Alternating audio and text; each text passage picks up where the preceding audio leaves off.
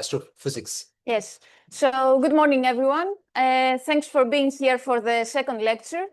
And we are going to change pace now, and we are going to discuss about high-energy neutrinos from compact astrophysical sources. So today I would like to give you a little bit of the theoretical background that we need in order to model neutrino emission from astrophysical sources. And first of all, let me ask you, what do you think when you hear the word compact astrophysical source? What comes into your mind? Black holes, what else? Neutron stars. And if you would like to define what is a compact source, how would you define it? High density. It could be very strong gravitational fields, like in the black hole environment or in the surface of a neutron star. But in this context, I will focus more on the compact definition that a source has a high density of material or high density of radiation fields, as we are going to see. So first of all, in order to model or to understand high-energy neutrino emission from astrophysical sources, we need to understand how the primary particles, and these are cosmic rays, so relativistic nuclei and protons, reach to these energies. And also, what type of astrophysical sources can confine these very energetic particles. So this is, let's say, the cornerstone. This is the first criterion that we need to have in mind when we are talking about high-energy neutrino sources. So imagine that you have charged particles, either protons or other nuclei, and they gyrate in the presence of magnetic fields. So most astrophysical sources, almost all astrophysical sources, are magnetized. So they have some amount of magnetic field, let's say. So if you want this particle to be confined in the source, the least that you want to satisfy is that the gyro radius of that particle is smaller than the typical scale of the system, of the physical system. So this is the first condition here. Oops, this is the first condition here. Something is on the chat, probably. No? It's hard. Yeah.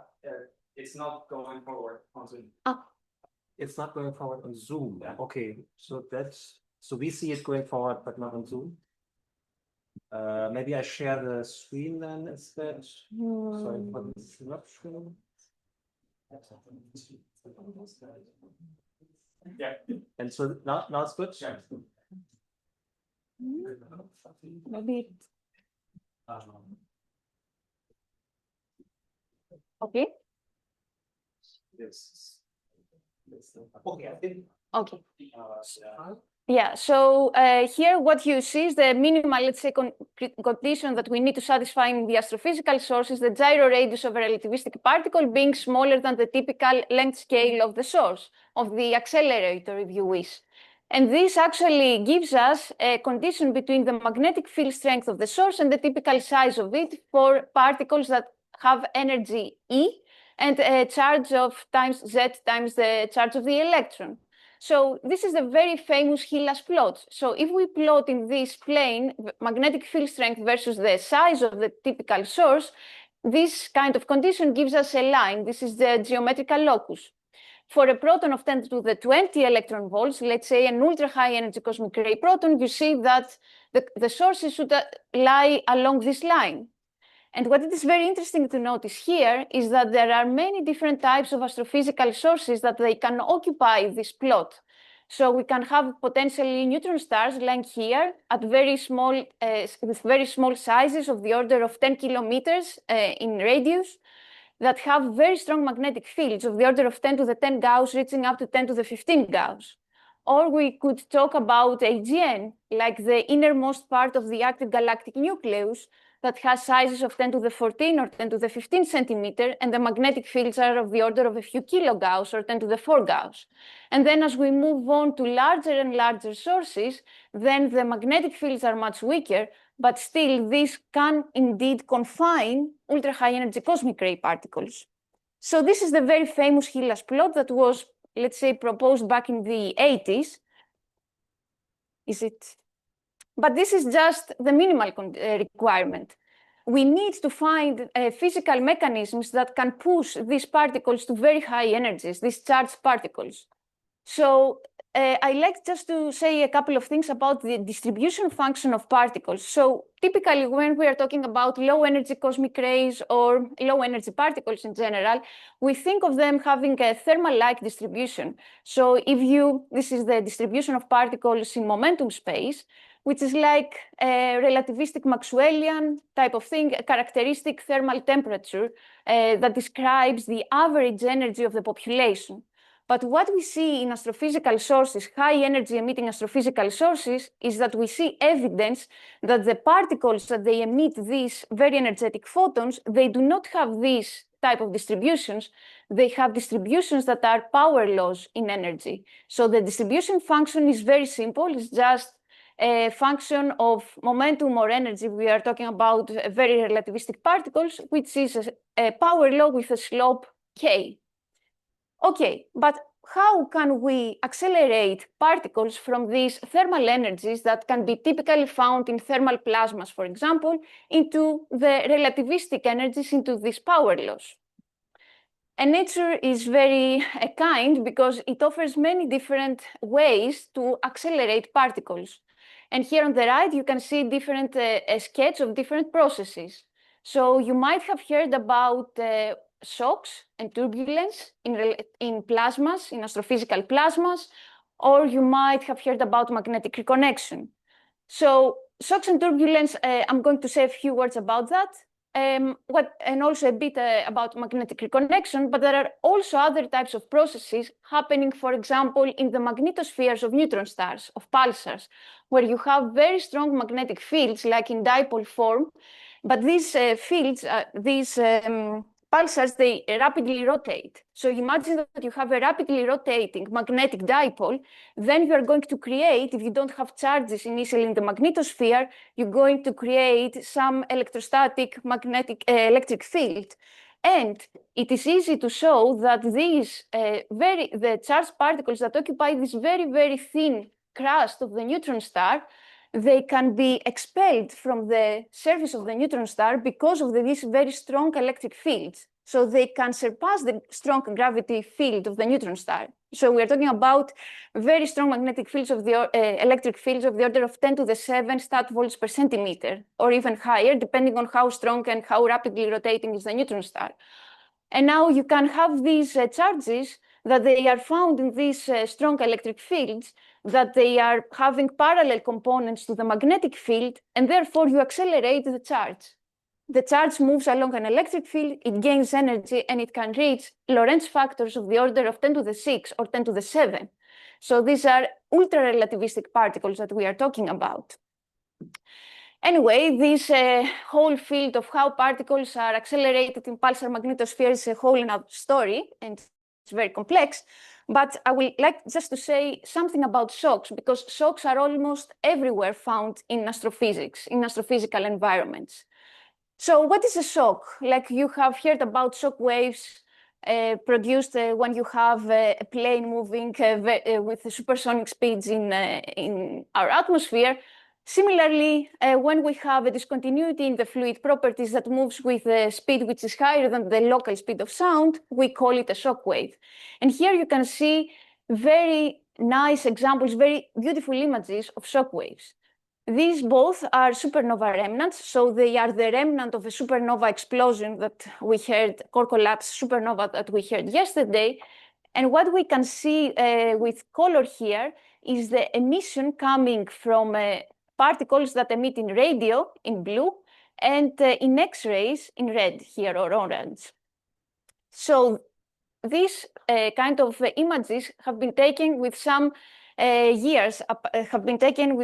difference in years apart, as you can see, which means that this kind of emission propagates outwards. So we have an expansion of the supernova remnant shock, but at the same time, you can see that initially the particles were emitting in low frequencies, radio wavelengths, and later on the particles were emitting at higher frequencies in X-rays. So the most likely explanation for that is to have particles that are being accelerated in this supernova shock, and as they accelerate, they become more relativistic and they produce synchrotron radiation in these magnetic fields that they are found in that region. And we can actually measure the expansion velocity of this shock wave. Similarly, here is another beautiful image by the Chandra Observatory in the X-rays, where you can see with different colors the X-ray emission in different energy bands. So here, all this material is emitting in the X-rays. This is thermal emission coming from the heated plasma that the shock wave has gone through. But also you can see this very thin blue layer here, which is the hard X-ray emission. So the most energetic X-ray photons that are being produced by electrons accelerated in this discontinuity. And this is a clear, let's say, a direct evidence of particles being accelerated in these shock waves. Beautiful, again, images of a pulsar, so a neutron star that we discussed before, that moves into the interstellar medium with some velocity which is higher than the speed of sound. So the speed of sound velocities in the ISM are very low. They're a few tens of kilometers per second. So it's very easy for objects like that to move faster than the speed of sound. And you can see this is the artistic impression of how the magnetic field is bended, and you create a bow shock, like the bow shock around the Earth's magnetosphere. And if you look with Chandra again, which has a very nice also angular resolution, you can see the X-rays being emitted from these regions, which means that electrons most likely accelerate to very relativistic, to high energies, and they emit X-ray photons.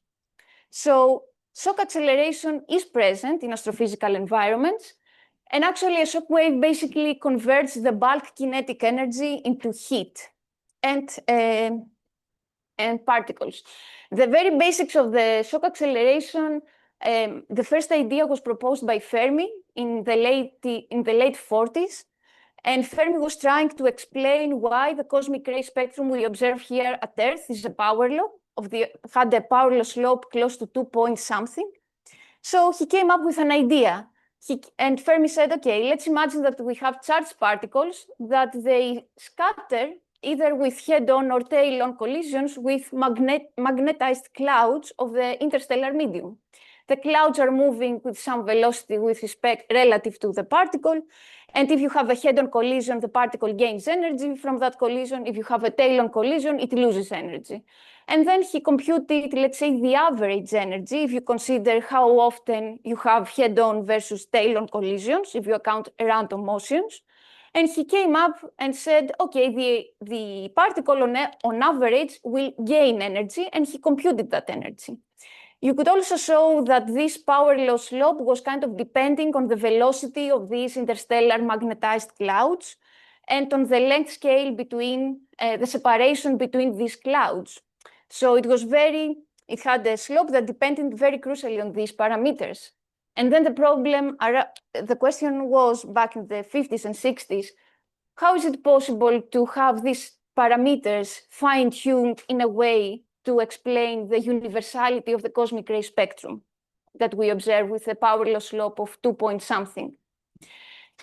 Another problem was that the time needed for this charged particle, the proton, let's say the cosmic ray proton, to start from GeV energies, from the rest mass energy, to reach very high energies of the order of PeV and so on, it would take much time. So it was a very inefficient process. So later on, this kind of idea was put in the context of the shock acceleration. And why is that? In the shock, as we said before, you have this kind of discontinuity in the fluid properties. Here you see, for example, the velocity of the fluid, it has a discontinuity and then it slows down in the downstream region. This is the region that the shock has affected, let's say. This is the upstream unperturbed region of the plasma. And you can imagine that you are a particle sitting here, a cosmic ray proton with low energy, and you sit here and you see this plasma moving towards you.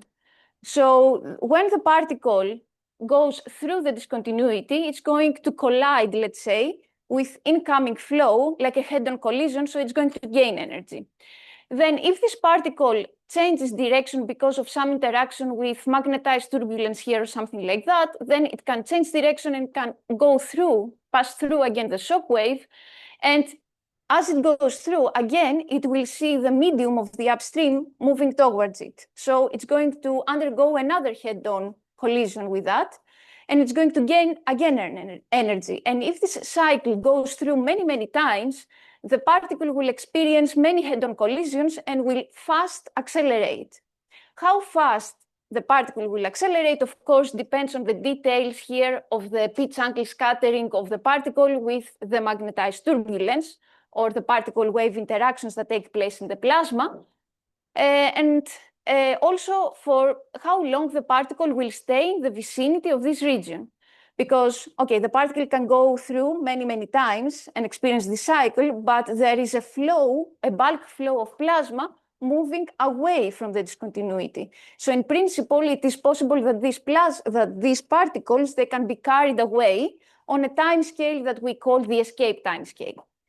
So what it's very crucial to keep in mind is that shock waves can efficiently accelerate particles, they can create power loss, but there are some problems that have been identified later in the community, that the acceleration is inefficient when we have very strong magnetic fields in the regions where we have shock wave formation, and when the shocks are relativistically moving. These are called superluminous shocks. I'm not going to the details now, but I just also list here some of the references to seminal works about Fermi shock acceleration that date back in the 80s. So all of this body of work was crucial in our understanding of power law formation and particle acceleration in shocks.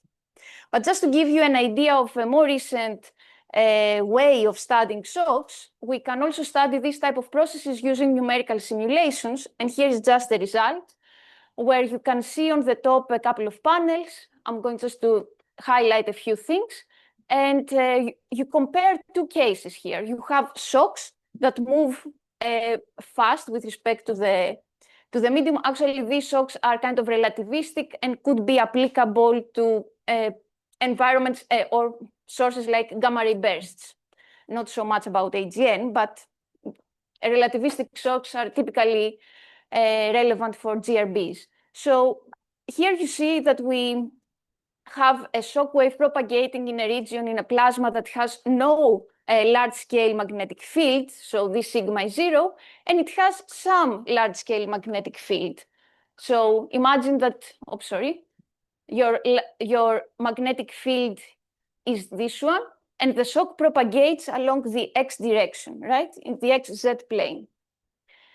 So here we see a cut that shows the color on the top shows the density of the plasma, the magnetic energy density of the plasma, and this is the form momentum of the particles in that region. And we can clearly see that when we have non-magnetized relativistic shocks, for example, we can create some kind of turbulence, as you can see here. So the magnetic energy density is not 0. It has some regions where it is enhanced. And also you see that in that region, we also have particles that are energetic. And this is the particles that go through the shock multiple times. So these particles were able to energize and increase their form momentum. On the contrary, when we have this magnetic field present, if you run the simulation, you see that basically nothing changes. So the density downstream and upstream is very uniform. You don't have any enhancement of the magnetic energy density, and actually you don't have any particles returning through the shock. So these particles will be actually remain low energy, will not gain any energy. Okay, but how easy is to find situations in astrophysics where you don't have strong magnetic fields, let's say large scale? Because this is like a fine-tuned environment, if you wish. And this is where relativistic reconnection, magnetic reconnection comes in. Yes, so magnetic reconnection is basically a process, I can go here, where you have regions of strong magnetic fields, large-scale magnetic fields, that have different directions, different polarity. So if there is plasma movement bringing these magnetic fields close to each other, at some point you are going to create a current sheet, And in this region, in this current sheet, you have dissipation of the magnetic energy in the plasma.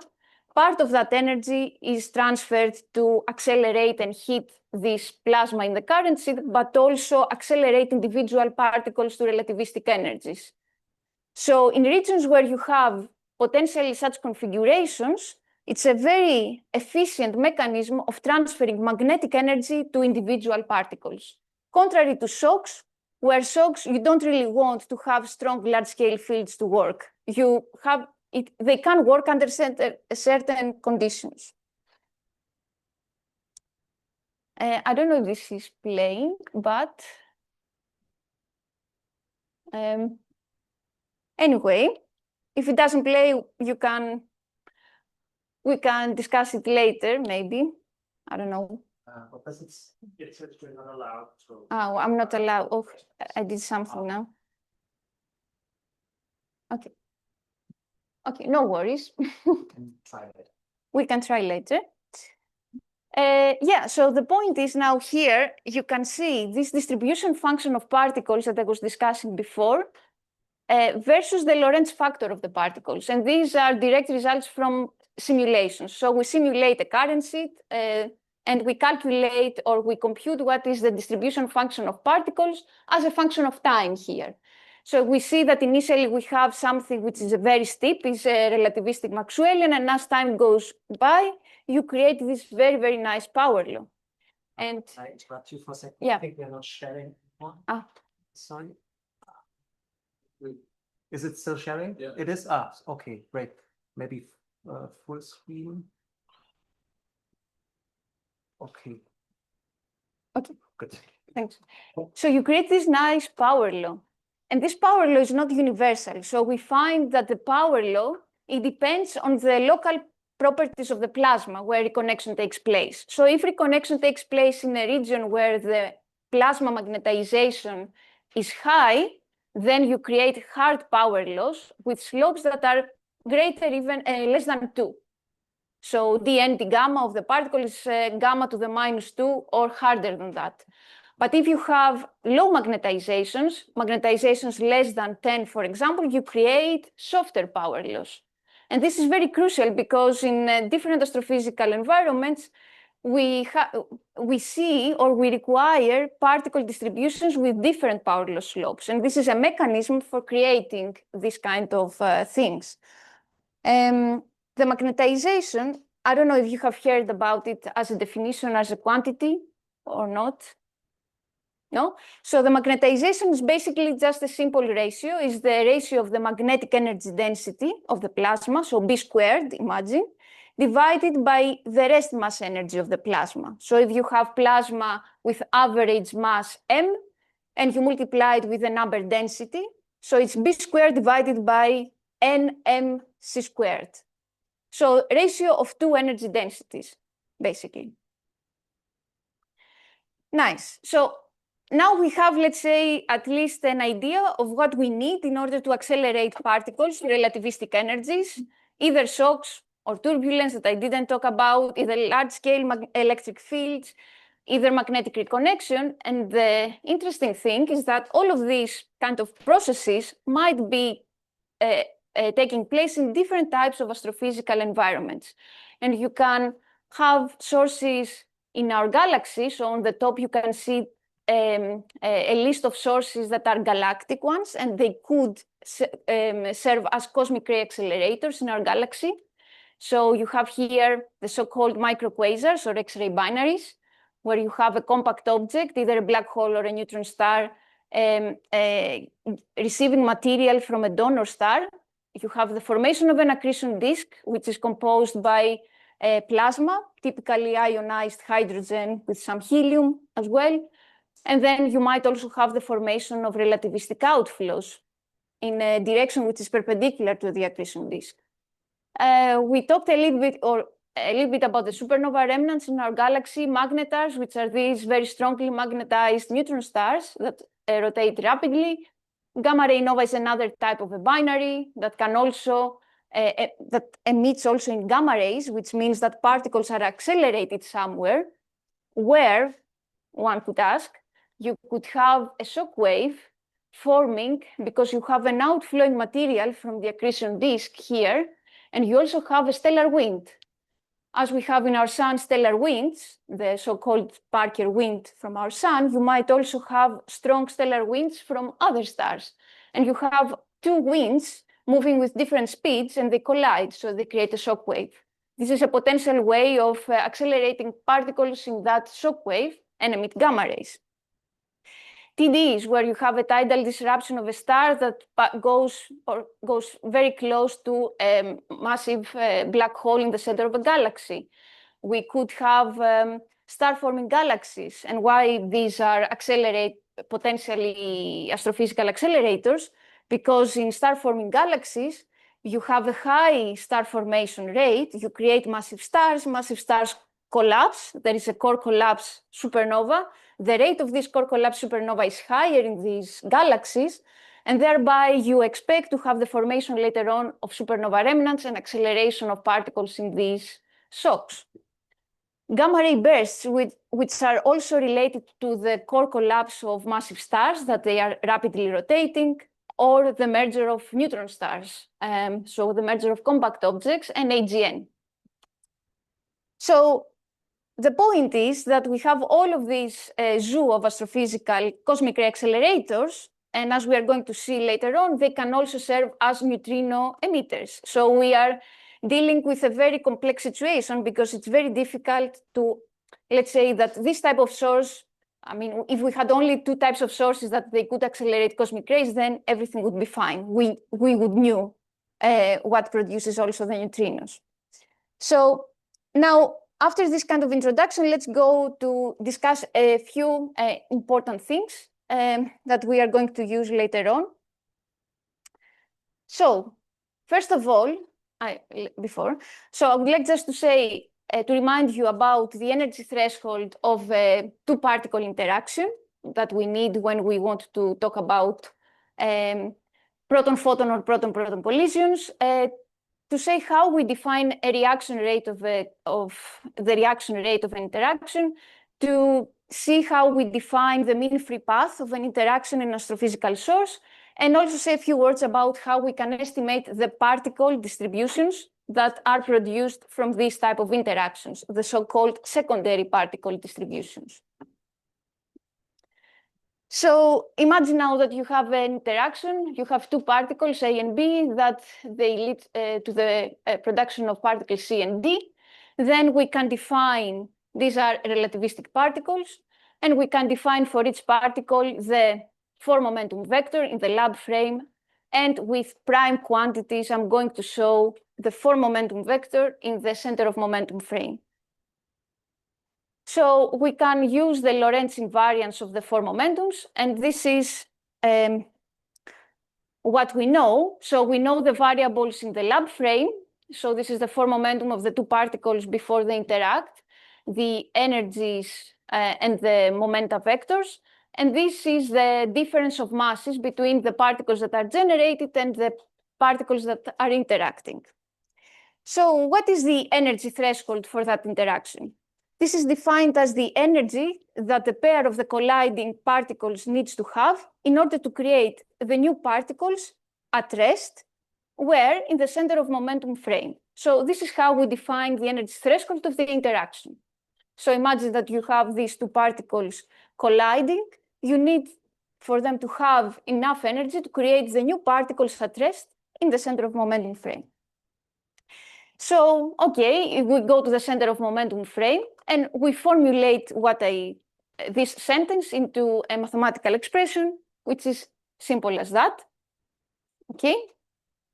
And then we take advantage of the Lorentz invariance of the four momentum vector squared, which is here. We write down the four momentum vector in the center of momentum frame, which is this one. And then we equate it to this quantity, which can be written as that. Notice that I used the notation that the time-like part of the four momentum vector has a sign, and I use the minus sign for the other. So you might see this written differently if you choose another metric, but this is how I usually work it out. So if you combine now these two equations, you end up with an expression that relates, that gives us that describes the energy threshold of that interaction, but contains all the quantities that are measured in the lab frame, which is the thing that we need, that we know usually. We have in the lab particles that we know their energies, we know their momenta, we know their rest masses. So everything is known. And if we use this type of equation, we can see whether or not these particles can produce the particles C and D or not. So this is the very first thing that we can write down, and we can apply this formula to different types of interactions that are of interest for neutrino production. Okay? So some examples, like we discussed yesterday about the proton-proton collisions that also take place in the colliders, for example, in proton colliders. And you have, imagine now a cosmic ray proton that collides with some proton from the interstellar medium, and it creates a neutral pion. So let's see what does the energy threshold require for that cosmic ray proton? How energetic has the cosmic ray proton has to be in order to create the neutral pion? So what we do is that if you go back to that expression, and this is one of the exercises that you are going also to work out later today, if you go to this equation and you plug in what the cosmic ray proton of the interstellar medium is at rest. It's a very good approximation, at least, that we consider it at rest. So you can take that the momentum of particle of the proton of the ISM is 0. So this product goes to 0, becomes 0. Then you know what is the delta M of the interaction. What is the delta M of the interaction if you have two protons colliding and producing a neutral pion? The mass of the pion. So you know the mass of the pion, and everything else. You plug it into the equation and you get the Lorentz factor of the proton. Okay, I don't here express it in terms of the energy of the proton, of the cosmic ray proton, but because it is assumed to be relativistic, I took the energy of the proton to be approximately gamma mc squared. And you get to this very nice result that the Lorentz factor of the proton has to be a little bit above unity. So a proton with energy a little bit above its rest mass energy can create neutral pions very, very easily in the ISM, in our galaxy. And this is why this PP interaction process is very predominant in many astrophysical sources. The only problem, or not problem, the only thing that we have to keep in mind is what is the efficiency of these interactions. And this is something that we are going to discuss later. Now, let's consider the other very common process, like the interaction of a relativistic proton, a cosmic ray proton, with some photons. And again, this interaction leads to the creation of a neutral pion. Again, applying this to the formula that we had before, we can express the energy threshold condition into this expression. The Lorentz factor of the proton times the energy of the photon times this factor, which simply accounts for the kinematics between the two particles that they collide, must be greater, again, than mpc squared plus a small correction factor, m pion squared, sorry. So this thing here should be greater than 145 mega electron volts. Fine. Let's assume that this cosmic ray proton interacts with a photon from the cosmic microwave background, from the CMB that you heard yesterday about in the neutrino cosmology session. So the CMB is a perfect black body in terms of spectrum, and you can estimate what is the typical photon energy of CMB, which is of the order of 7 times 10 to the minus 4 electron volts. Keep in order of magnitude 10 to the minus 3 electron volts. 10 to the minus 3 electron volts, the energy, very low energy photon, implies that the cosmic ray proton must be very energetic in order to create the pion. How energetic? The gamma of the proton should be 10 to the 11, greater than 10 to the 11, which means that only cosmic ray protons with energy above 10 to the 20 electron volts would be able to interact with the CMB photons of average energy and create neutral pions. But this is a very key point because it is related to the so-called GZK cutoff of the ultra-high energy cosmic rays. I will return to this point later. So we know the energetic requirements for the creation of the new particles. The other thing that we have to know is the cross-section of the interaction. And this comes from the neutrino physics, and that we take it for granted. So we take for granted what is the interaction of, for example, PP collisions. You can see here the cross-section for inelastic collisions as a function of energy of the proton, kinetic energy, or the cross-section for P gamma interactions as a function of the interaction energy. And what is interesting here to see is, first of all, that, as we discussed, the cross-sections are zero below a given energy of the proton or interaction energy, simply because there is this threshold for the creation of new particles. And also there are the values of the cross-sections are kind of different between the different processes. So this is of the order of 100, let's say, microbarns. It's smaller than the cross-section for PP interactions. And there are also some kind of differences related to the fraction of charged versus neutral pions that are being produced according to the interaction energy. So there are some subtle differences, let's say, between these two processes that we have to take into account. Another interesting thing just to keep in mind is that here, for example, you see that the experimental data end up about a few 1 point something TeV in energy for the protons, and there are some indirect measurements here for the cross-section at very high energies.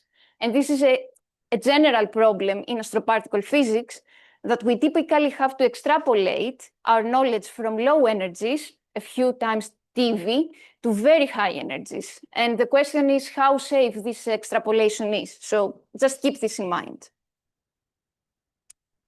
Cool. So we have now energy threshold. We know the cross-sections, how we compute the interaction rate, the reaction rate. So imagine you have the green particles are the targets in this volume, and you have the the red particles are the interacting, the energetic, let's say, particles. How can we compute the interaction rate of these two particle species, 1 and 2? The interaction rate is simply the number of interactions per unit time per unit volume.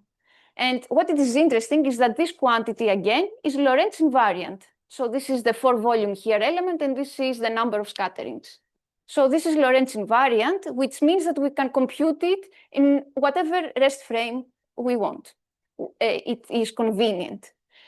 So for example, here I chose to compute it in the rest frame, if I remember correctly, yes, of particle number 2. So if we move into the rest frame of particles of species 2, which are these green particles, these are characterized by a number density, which we know. We have to multiply with the number density of particle species 1 as seen in the rest frame of the particle species 2.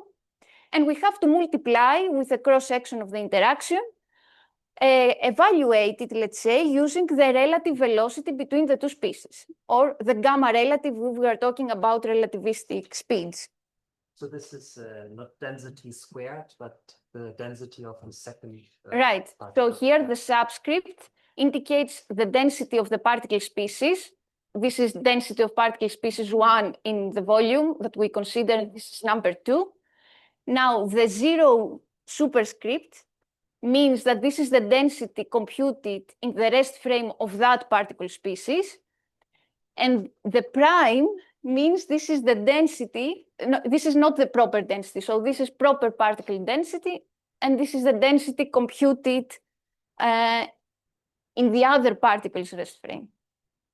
So these two quantities in general are things that we cannot measure, because in the lab or in somewhere else we measure the quantities in the lab, not in the different rest frames. So we have to go from these densities into the lab densities, lab frame densities. And in order to do that, we have to make a Lorentz transformation using the appropriate velocities.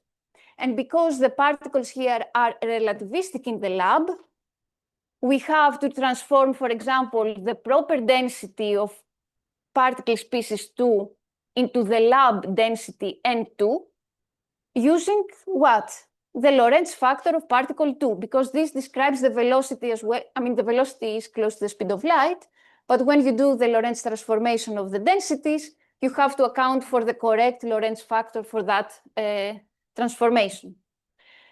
So we do this kind of Lorentz transformations, and we move from these densities to the lab densities, as you can see here. And the relative and the Lorentz factor now corresponding to the relative motion of these two species, 1 and 2, so this gamma rel, is not something else. One can show it pretty easily, that gamma rel is gamma 1 times gamma 2 times this factor, 1 minus beta 1 product beta 2. Beta 1 and beta 2 are the dimensionless velocities of the particles in terms of speeds of light. So you end up with a very compact, let's say, formula for the scattering rate. And probably you have seen this in different ways. It is density times relative velocity times the densities of the two particles that are interacting times this geometric factor that accounts for the relative direction of motion between the particles. But this is assuming that particles of type 1 and 2 have the same velocity. So they are kind of monoenergetic. They do not have a distribution of momenta or energies. But in reality, in astrophysics, as we said, we have extended particle distributions, and we have to generalize this formula. And of course, the generalization is going to look like that. So you have to take the formula that we wrote before and integrate in the phase space of particle species 1 and 2. So N2 now is not number of particles per unit volume. N2 can be extended, or N1 can be extended into a differential distribution in terms of momentum and solid angle. So this is the distribution function in momentum space, if you want, of particle species 1 and 2. And you have to integrate this kind of monstrous thing. Now, we know what is the rate of the interaction, but we can use this formula to write what is the energy loss rate of particles that are interacting. So if particle 1 is the cosmic ray proton and interacts with the particle 2, which are the ISM protons, what is the energy loss rate of the cosmic ray proton? How fast does it lose energy because of these inelastic collisions? So that's the thing that this quantity shows. So d epsilon dt is basically the scattering rate that we had before. But here, instead of just accounting for the cross-section of the interaction, which measures the probability of the interaction, we have to multiply with another factor, kappa, which is called the inelasticity factor. So this tells us what is the fraction of energy lost of the proton in each interaction. So in PP interactions, typically a relativistic proton loses about 20 or 30% of its energy per collision. So this has to be taken here into account in order to compute the energy lost as a function of time. But, yeah. Like how do we know what is this function? Yes, so this is basically taken from experimental data at lower energies. The cross-sections also have been evaluated theoretically, but the inelasticity factors are usually taken from data and extrapolated. And if we have all now if we account for all of these factors, we can now move one step forward, and we want to compute the interaction rate, not just, let's say, the integrated interaction rate, how many interactions per unit volume per unit time take place, but we want to see how the secondary particles that are being produced by these interactions are distributed in momenta space or in energy space. So we want to see to calculate what is this interaction rate as a function of the secondary particle momentum. And in order to do that, one would have to substitute in this, again, monstrous equation, the differential cross-section of that interaction in terms of momentum, of the moment of the generated particles. Thankfully, this is also known, and people have been doing this kind of calculations numerically, and below you can see some characteristic examples of secondary spectra produced from PP collisions on the left and P gamma collisions on the right.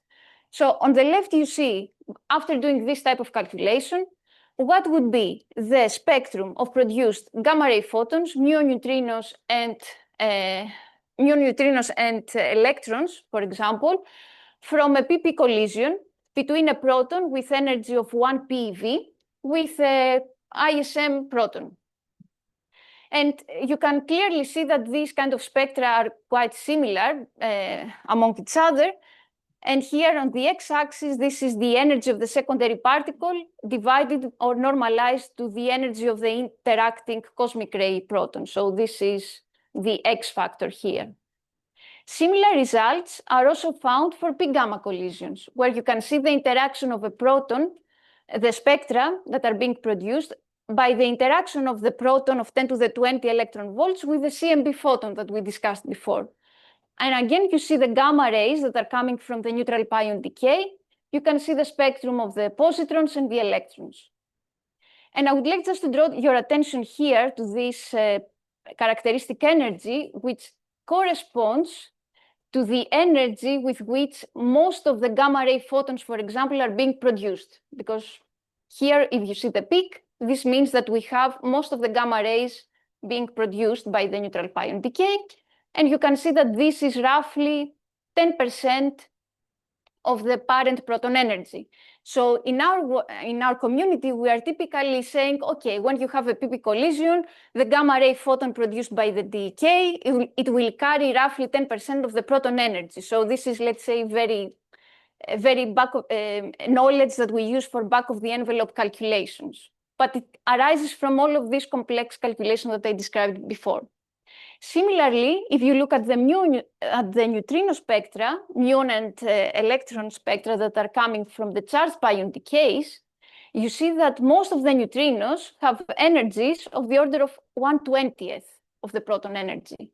And this is, again, a very useful number that we use for back-of-the-envelope calculations. So if you have a proton with 10 to the 20 electron volts, on average, the neutrinos that are going to be produced by that interaction, they are going to have 1/20th of its energy. So extremely high energy neutrinos.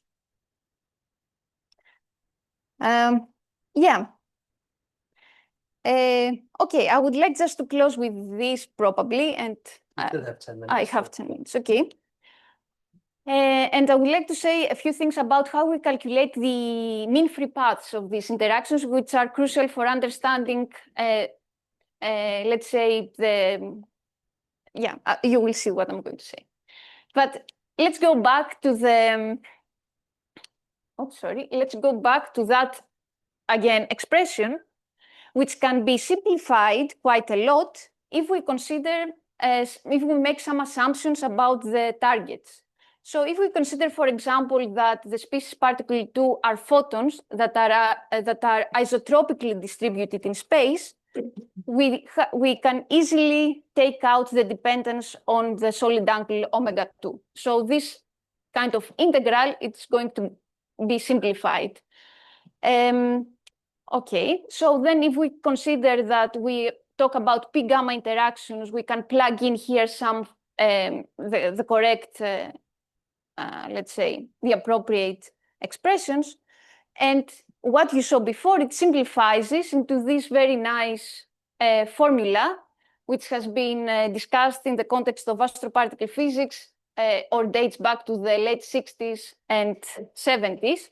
So this goes back to Stecker and Begelman.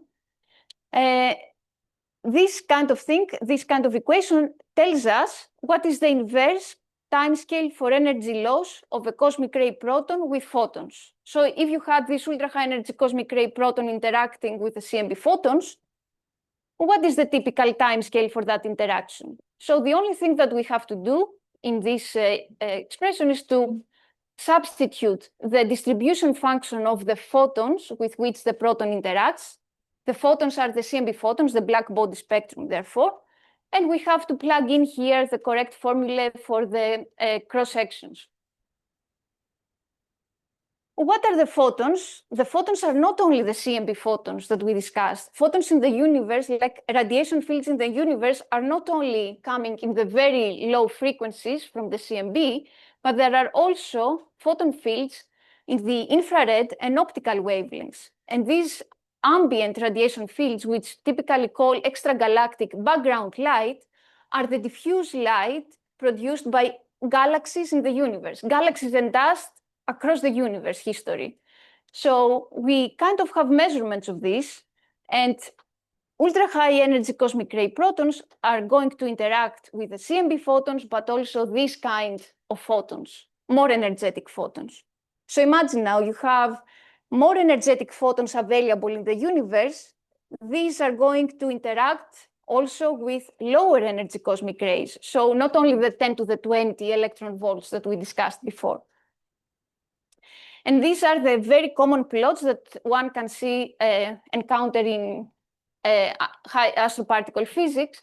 These basically describe what is the mean free path for the interaction. And when I say mean free path, is the typical distance that an ultra-high energy proton has to propagate through in order to lose a significant fraction of its energy because of that interaction.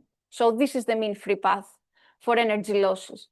And on the right-hand side, you can see the mean free path as a function, the mean free path in megaparsecs as a function of the proton energy.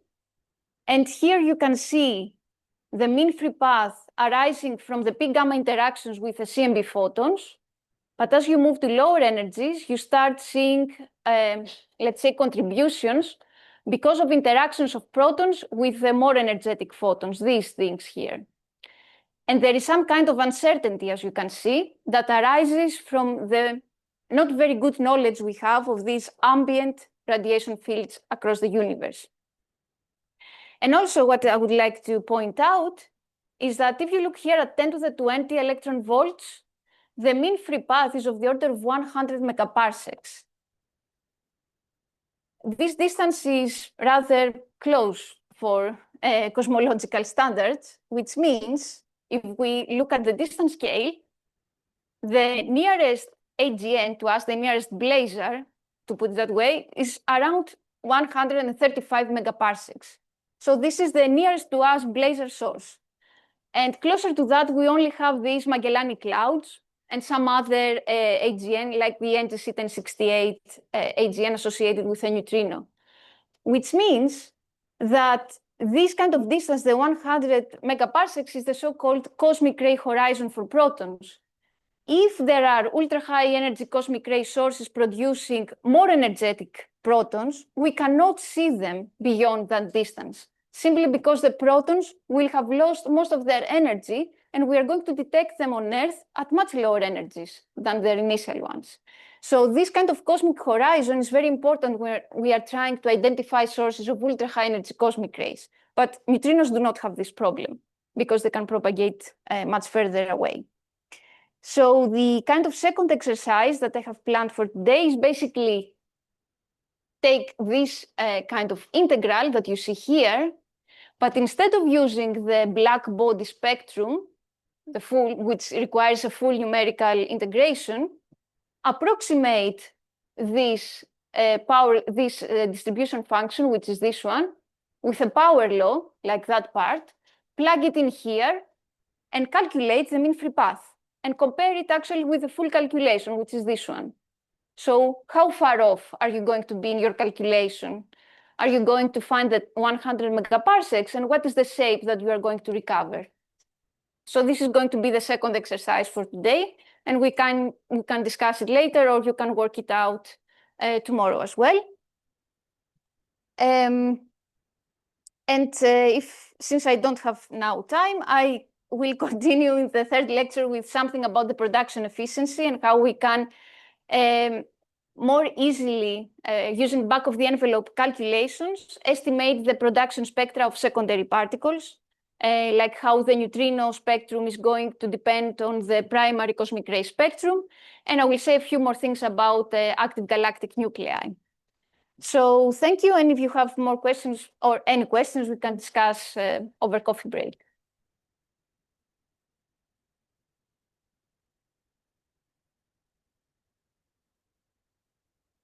Thank you, Maria. This was great.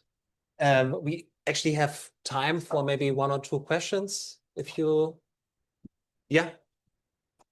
I have a question on the particle accelerator part. So that is when sigma, the magnetization sigma is much greater than when the acceleration is not efficient. But later you showed example sigma is only 0.1. So it's already inefficient Yes. enough. So that's a good question. Okay. Oh no. You are referring here where sigma.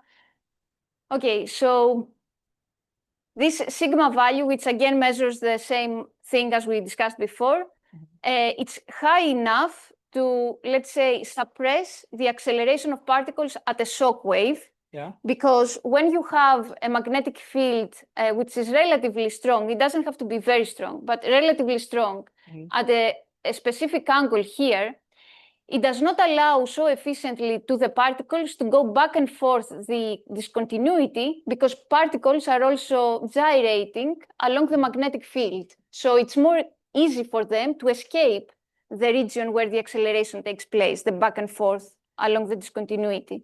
So even this kind of small, relatively small, in terms of value magnetization, is enough to suppress this if the field has the correct orientation here. If the field, like B naught here, was exactly parallel to the shock normal, like that, this value of sigma would not be high enough to suppress the acceleration, simply because particles, it would be still easy for them to cross back and forth. It depends on the orientation, not only on the strength of the field here. But here the orientation is more or less the same. We consider antiparallel magnetic field like that, and we simply change the strength of the field by changing sigma in the magnetic reconnection scenario. So we have the opposite kind of behavior. Okay, I can already smell some food. So maybe this is a good point to stop now. Thanks a lot, Maria. Thank you. And yeah.